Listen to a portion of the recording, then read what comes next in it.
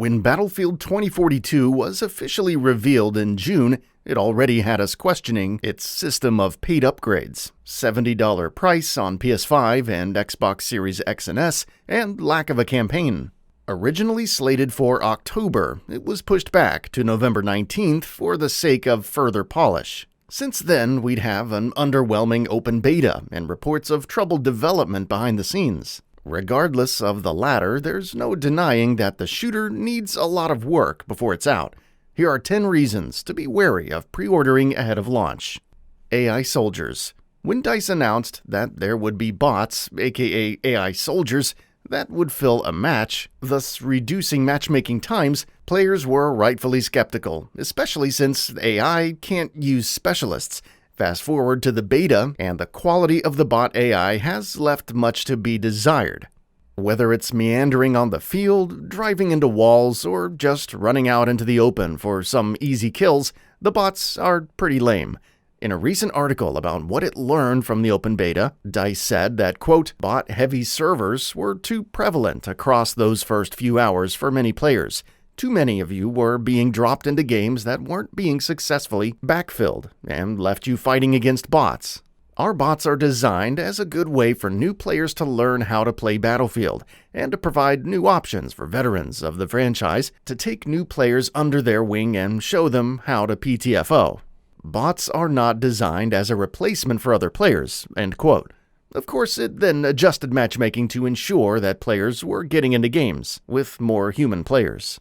So on the one hand, it's good that the developer recognizes how its own matchmaking was exacerbating the issues with bots.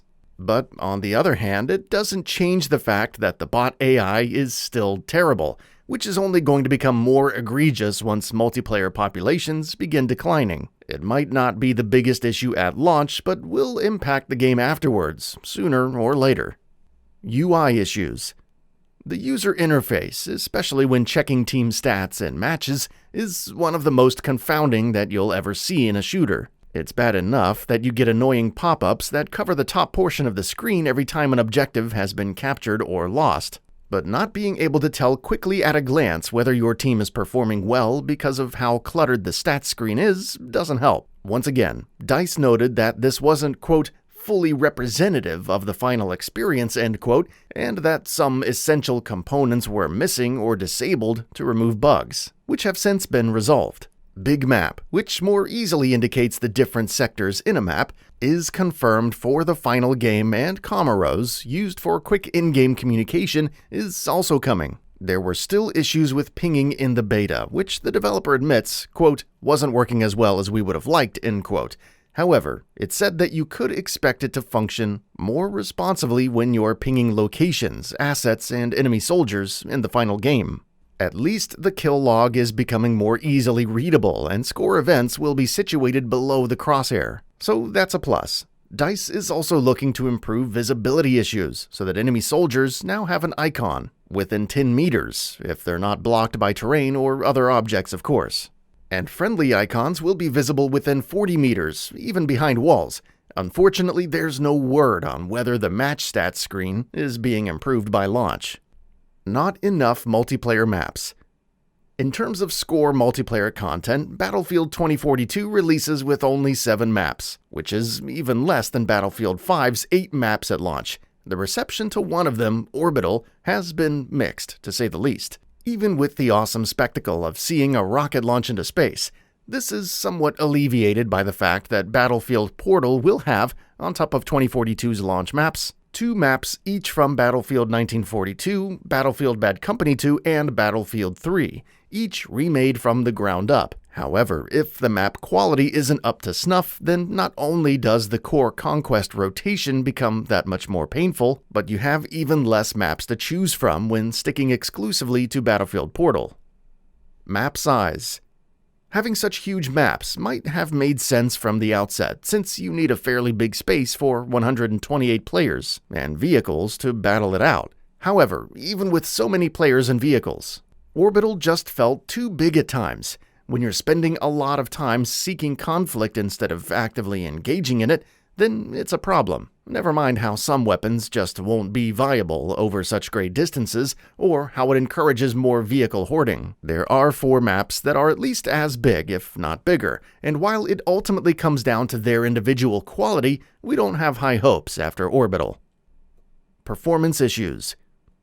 Judging from the recent beta, each platform has had its share of problems, but previous gen platforms will seemingly suffer the worst. Those playing on Xbox One X reported issues with the frame rate and texture streaming. Imagine how much worse it could be on the base Xbox One and PS4 consoles.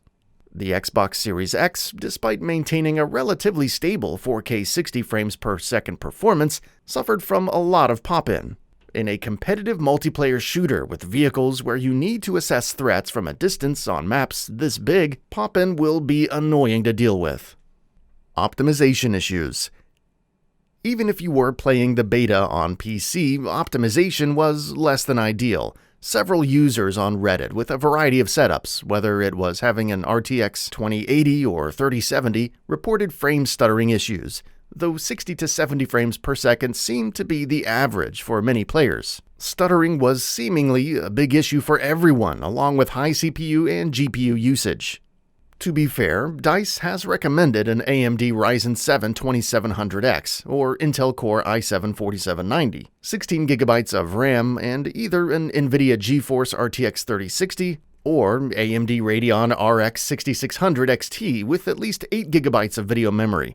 But even players who tried running the beta on lower settings would see very little improvements to performance.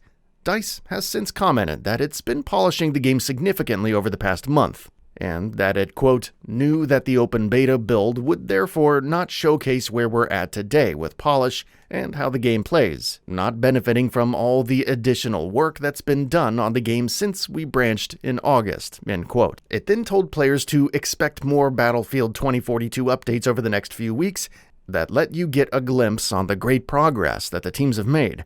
We'll see just how much things have improved, but it's best to remain skeptical until you see enough footage of the game after launch.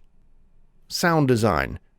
It's kind of funny how underrated sound design can be, making the difference between immersing you in a full-fledged war or wondering if there's anyone in the same map or not. From the quietest helicopter landings you've ever heard to a general lack of ambient sounds and gunfire, Battlefield 2042's beta just ended up being too quiet overall. Let's not even get started on player footsteps and how inaudible they could be in most cases. The quality of different sound effects is fairly good, but others seem to require more fine-tuning. Unfortunately, DICE hasn't noted whether any improvements for the overall sound design are coming in time for launch. No classes.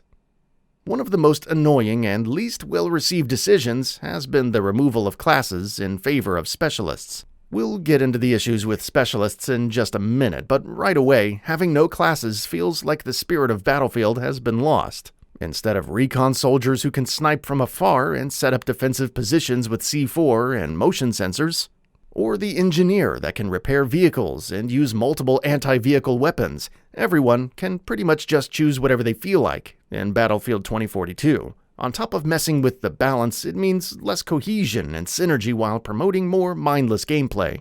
DICE has stated that, quote, there were multiple scoring events related to transport assists, spawn support, resupply, and heal support that were absent in the open beta build. They're in our full game. We'll always reward strong team play in Battlefield. It also said that as you progress beyond those levels, you'll gain access to more specialized hardware and specialists that help to solve scenarios you can encounter, and we expect you to be regularly interacting with your loadouts on the deploy screen to react to the ever-changing nature of conquest and breakthrough gameplay. There will also be loadouts reflecting the traditional assault, medic, support, and recon classes of old, along with the ability to create and name custom loadouts. That sounds all well and good, but whether it provides the same kind of cohesion as classes from previous titles still remains to be seen. Specialists.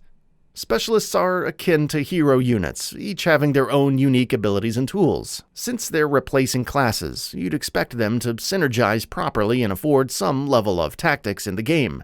However, based on the recent beta, they're in dire need of balancing. The medic, Maria Falek, is severely underpowered with her healing gun, while Webster McKay, who can grapple anywhere with ease, has great mobility and combat capabilities. Let's not even talk about Pyotr Guskovsky, who can deploy a turret that will automatically target and spot enemies. Also, each specialist can equip just about any weapon and tool, so why not go for the sniper Wikus Vendale when you can grapple to a vantage point as McKay and snipe with impunity? Why have a medic when everyone can carry a medical crate?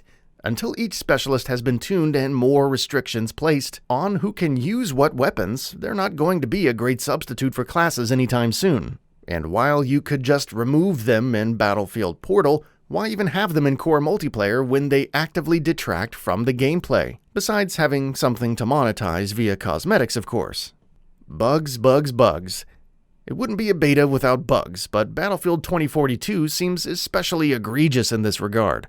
Go search for the number of bugs involving parachutes, like a player's parachute still fluttering above them after landing, giving away their location for all and sundry to shoot at. Other bugs involve elevators and players clipping through them, players flying into the sky after dying, corpses clipping through stairs or just spazzing out, and so on and so forth. DICE has noted that, quote, elevators have been fixed so that you see less funky behaviors with doors, but for everything else, your guess is as good as ours.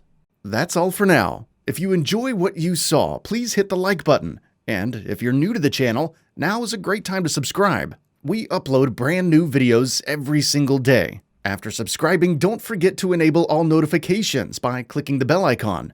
Thanks for watching this video, and we'll see you next time, right here on GamingBolt.